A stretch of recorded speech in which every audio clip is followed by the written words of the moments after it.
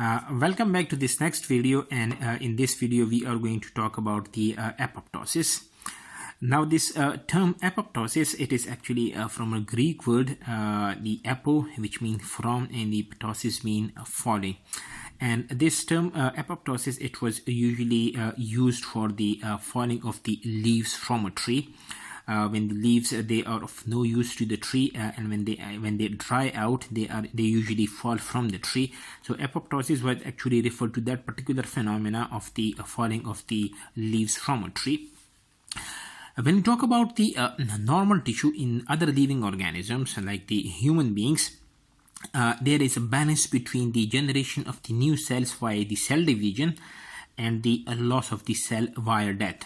So depending on the condition of the cells, the cell can either go for the division of the cells, and they can actually go for the death of the cells. And this cell division and this cell death is actually creating a balance for the formation of a normal tissue. For example, if you talk about the skin cells, the shedding of the skin cells, when the skin cells they are damaged, they are shedded, they are removed from the body, and they are replaced by the new cells, and the old cells they are removed by this process of the death. Say for example, if you talk about the cell linings, our digestive system. Our digestive system is exposed to a variety of the basic food, the acidic foods, so they are actually in a very harsh environment, and those particular cells they are usually replaced by the new cells, and the damaged cells they are replaced by the this phenomena of the death. Now this cell death, the cell death that we are talking about, this cell die by a process of the programmed cell death or the apoptosis. Now this means that the removal of the cell by this process of the apoptosis or the programmed cell death or the death of the cell, that is actually a programmed phenomena. That means that the cells that are not working properly or that are damaged, they are removed from the system, they are replaced by the new cells, and the cells that are going to die, they are not damaging the surrounding normal cells. So usually all of the cells, they have got a self-destruct button when they have completed their task, and when they feel that they can create problem for the living organisms now and they are not working properly, they are actually using this self-destruct button to be removed from the body, and we usually call this as the process of the apoptosis. Now this apoptosis, this is a very orderly process. By that I mean that the genome of the cell that is broken down, the cell that is removed by the process of the apoptosis, and the genome of that particular cell is broken down. The cell is fragmented into the smaller pieces, and the debris of the dying cells, they are consumed by the process of the phagocytes, and they are actually consumed by these phagocytes, so that the enzymes that are they can be released from these dying cell, as they have the potential to damage the nearby cells. Therefore the debris that is consumed by the phagocytes and the surrounding normal tissue, that is actually prevented from the action of the enzymes that may be released as a result of these dying cells. If you look at the importance of the apoptosis in normal adults, between 50 to 70 billion cells they die each day. So that means that is a very continuous kind of the process, and they are actually repairing, and they are actually removing the damaged cells from our body. If you talk about the child, for example, between the age of 8 to 14 years, about 20 to 30 billion cells they die every day. So that is actually showing you the importance of the process of the apoptosis, how this process of apoptosis is important for the normal physiological functions of the body. Sorry. Now this process of apoptosis, it is different from the necrosis, because the necrosis, it is a form of the traumatic cell death due to acute cellular injury. So the cells that are removed from the body and they are damaged by this necrosis, that is not a programmed removal of the cells, because the cells they are normal, they still can perform their function, but because of this this injury or this trauma, these cells, they become abnormal and they are actually removed from the body. So the apoptosis is a programmed cell death. That means that the cell is going to complete its whole life. Necrosis means that it can be damaged somewhere in the middle, and that particular cell is then removed from the body. If you talk about the pathways of the apoptosis, for example, in the human beings, this apoptosis can be initiated through one of the following two pathways. One of the pathway that is called is the intrinsic pathway. Now, if the name indicates this is intrinsic, that means that the cell kills itself because it senses cell stress. This means that the signal for this apoptosis, this is coming from within the cell.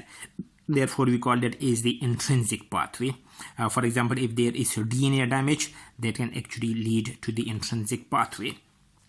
Another pathway of the apoptosis that is called is the extrinsic pathway. Now, as the name indicates, the signal that is coming from outside the cell for the process of the apoptosis. So the extrinsic pathway, the cell kills itself because of signals from outside the cell. So the signal for the apoptosis that is actually generated outside the cell. If you talk about the intrinsic pathway or the extrinsic pathway, both of these pathways, they actually induce cell death by activating a particular class of proteins which are known as the Caspases. And these Caspases, they are actually proteases that degrade the proteins in the cell. They degrade the proteins in the dying cells.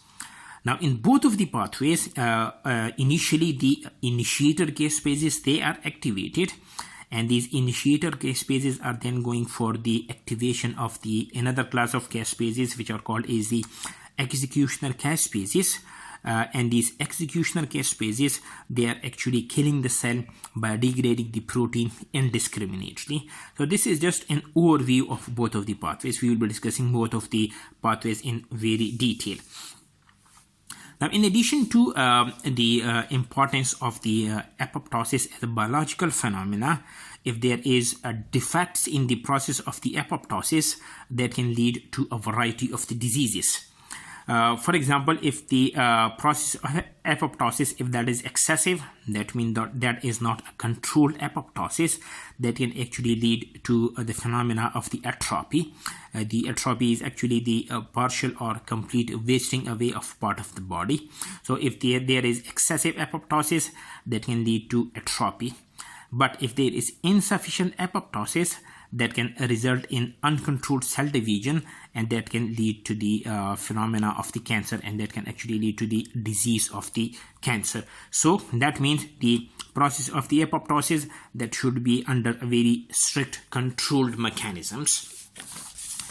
So in this video, I'll be focusing on the intrinsic pathway, how the intrinsic pathway of the apoptosis that works.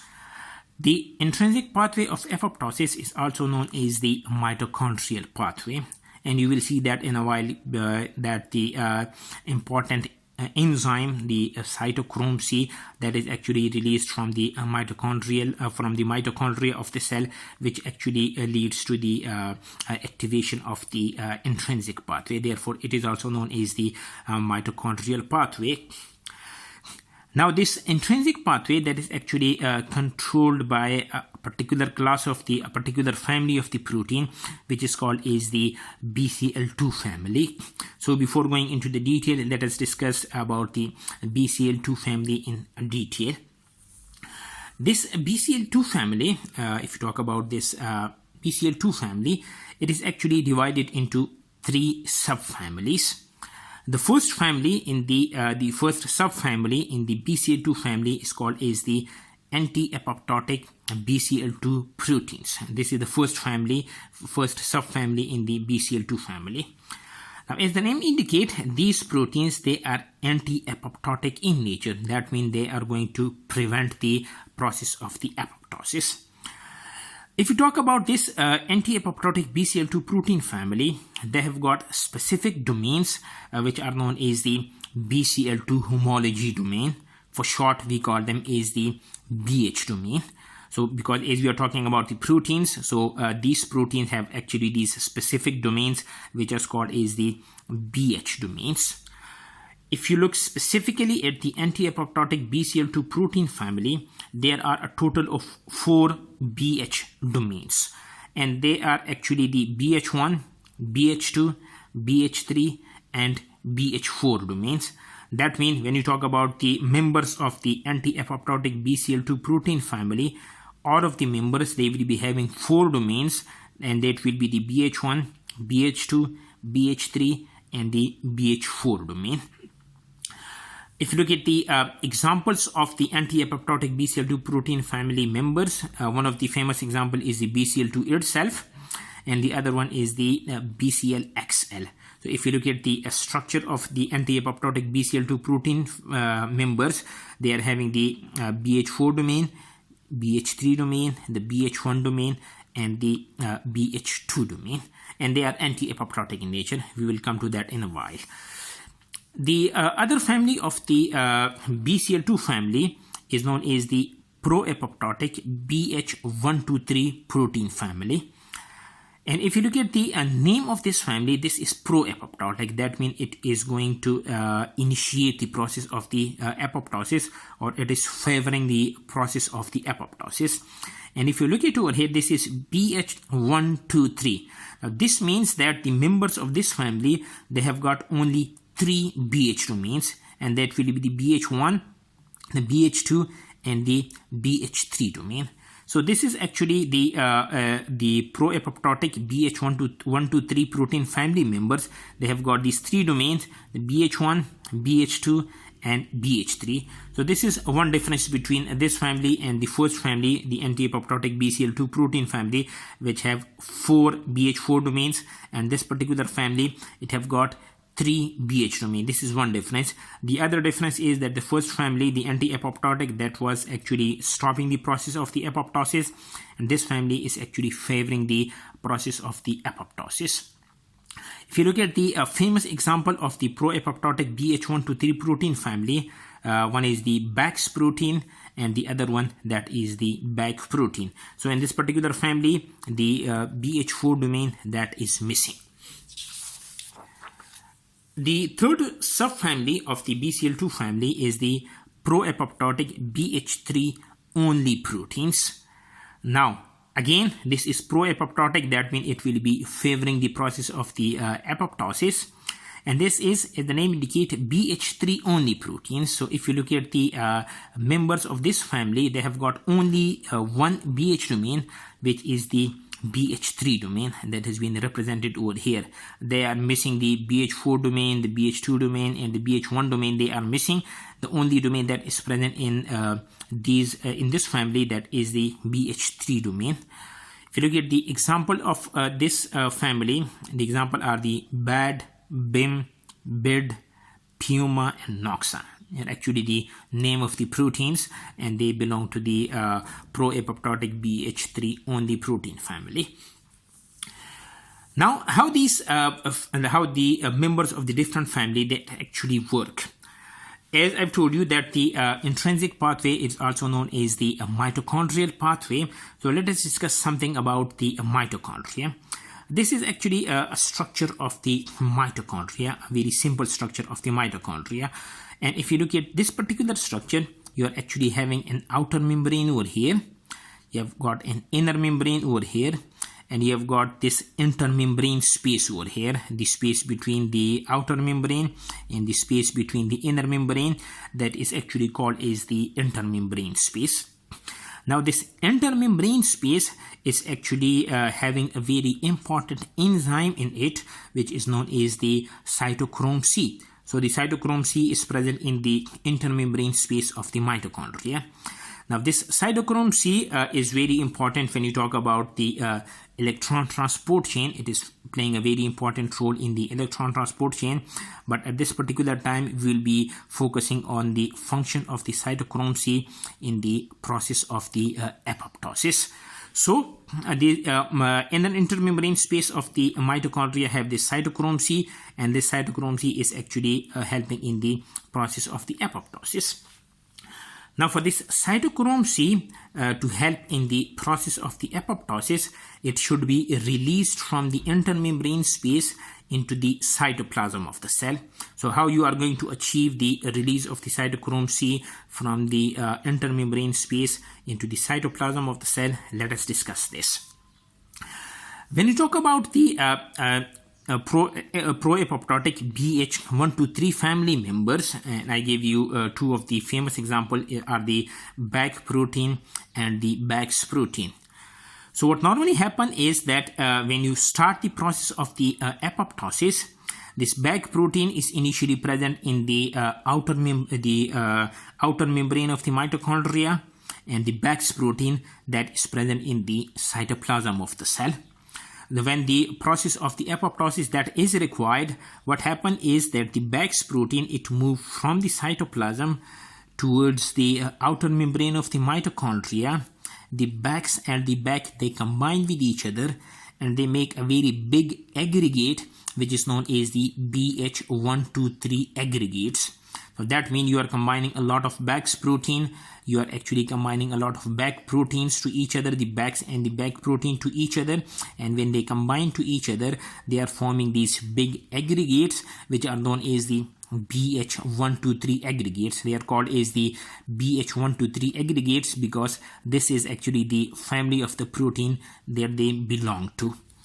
Now what this BH123 aggregate is doing, which is made from the BAX and the BAC protein, they are actually making a channel in the outer membrane of the mitochondria, and this particular BH123 aggregate channel is used by the cytochrome C to move from the intermembrane space of the mitochondria into the cytoplasm of the cell. Initially the cytochrome C cannot move into the cytoplasm of the cell because there is no channel provided to it, but when the process of the apoptosis that is required, the BAX and BAC, they are combining with each other, they are actually making this particular channel, and this channel is used by the cytochrome C to move from the intermembrane space of the mitochondria into the cytoplasm of the cell. This is what is normally happening. Now the anti-apoptotic, the first family of the protein that I've told you was the anti-apoptotic BCL2 protein family. Now what they are doing is that if you are allowing the BAX and the BAC protein to work without any check, the cell will be committing suicide all the time. Now that is not the case. Now when the process of the apoptosis that is not required, the formation of this aggregate is actually stopped by the anti-apoptotic, the BCL2 protein family. This particular family, the members of the anti-apoptotic BCL2 protein family, they are actually stopping the formation of the BH123 aggregates when the process of the apoptosis that is not required. Now how that particular family is actually achieving to stop the formation of the BH123 aggregates. When the process of the apoptosis is not required, what happens is that the BCL2 protein, the members of the BCL2, for example, you can take the example of the BCL2 itself. The BCL2 is going to combine to the BAC protein. The BCL2 is going to combine to the BAX protein. And when the BAC and the BAX protein, they are in interaction with the BCL2 proteins, the BAX and the BAC, they cannot interact with each other. And when they cannot interact with each other, that means that they are not able to form the BH123 aggregates. And when they are not able to make the BH123 aggregates, the cytochrome C is going to remain in the intermembrane space of the mitochondria. You cannot actually initiate the process of the apoptosis. So this is how the BCL2 family, they are stopping the formation of the BH123 aggregate when the process of the apoptosis is not required. Now, when the process of the apoptosis is required, how are you going to actually release the BAC and the BAX from the BCL2 protein then? When the process of the apoptosis is required, what happens is that the members of the BH3 only proteins, they actually sense the intrinsic signal to undergo apoptosis. For example, if there is a damage to the DNA, so the BH3 only protein, they will be sensing this intrinsic signal for the process of the apoptosis. Now what happens is that when this signal is sensed, the concentration of the BH3 only protein, that is going to increase. We will discuss them in detail how their concentration increase in the cell, but for this particular time just keep in mind that when there is an intrinsic signal for the apoptosis, the BH3 only protein concentration is going to increase in the cell. Now when their concentration increase in the cell, what they are going to do is they are going to inhibit the anti-apoptotic proteins, because these anti-apoptotic proteins, they were actually the protein which were preventing the formation of the BH123 aggregates by interacting with the BAG protein and the BAX protein. Now what this means is that if you want the process of the apoptosis, you have to release the BAX and the BAG protein from the BCL2 protein. Now when their concentration increase, what they do is that the BID and BIM, these are the example of the BH3 only proteins, when their concentration increase, what they do is they are going to interact with the BCL2 proteins. That means they are going to sequester all of the BCL2 protein in the cell. So when they sequester them, these BCL2 protein, they will not be able to interact with the BAX and the BAC protein. And when the BCL2 protein, they are not able to interact with the BAX and the BAC protein, that means that the BAX and the BAC, they are going to make this BH123 aggregates. And when the BH123 aggregates that have been formed, they are actually responsible for the outer membrane permeabilization of the mitochondria. That means they are going to make the channel in the outer membrane of the mitochondria. That channel will be leading to the release of the cytochrome C into the cytoplasm of the cell. You can actually initiate the process of the intrinsic apoptosis. We'll continue this discussion in the next video.